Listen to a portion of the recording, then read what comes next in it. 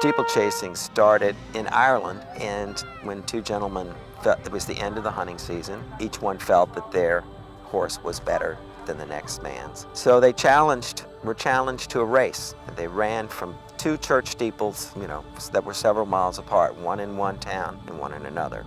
And the race was over the countryside. So each man had to pick his own path of how to get from A to B. And at that point, it was called a point-to-point, meaning you ran from one point to another. But this was how the actual races themselves began. All in line and away they go. The races, when it started, the fall race and the spring race were about the same size. We had an equal participation between the members of the community and the university. Today, it's changed tremendously. The spring race is a real happening. It's where everybody wants to be on the last Saturday in April. And the fall race has turned into a family affair. And lots of children's activities will be going on. They have a children activity tent, pony rides, Jack Russell Terrier races, all sorts of activities for kids. We wanted to make it a family-friendly event. The consistency of Foxfield is it runs 2 races every year. We benefit charities. Our charitable contribution over 35 years is well over $3 million now. They get name recognition in the community, donors, and it's a happy union to work with the charities of Charlottesville.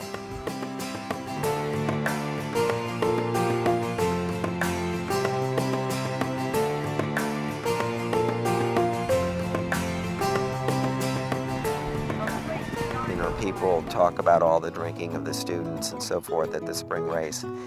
But in reality, it's a very small percentage of the kids who really get out of hand. For the most part, they're well behaved. They're enjoying the springtime. It's their last weekend before exams. And it's really an interesting fact that it has become an event that is revisited by the university population. We all saw the same picture finally, which was we have to have law and order here because students change every 4 years. And it's a new group every 4 years. And they're young, sometimes reckless, but they're students. And we try to help them, and that coalition's been the most monumental change that Foxfield has seen.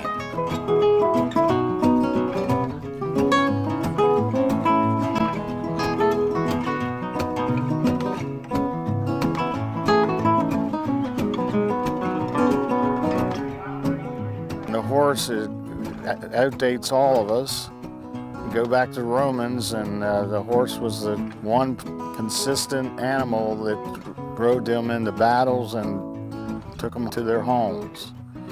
Horse is a magnificent animal. You're not going to ever get rich in steeplechasing. It's the people who are the owners of steeplechase horses do it because they love the sport. As long as steeplechase is supported by the population, Foxfield should be here. There might be a day when it's a sport that dies, but the horse will never die.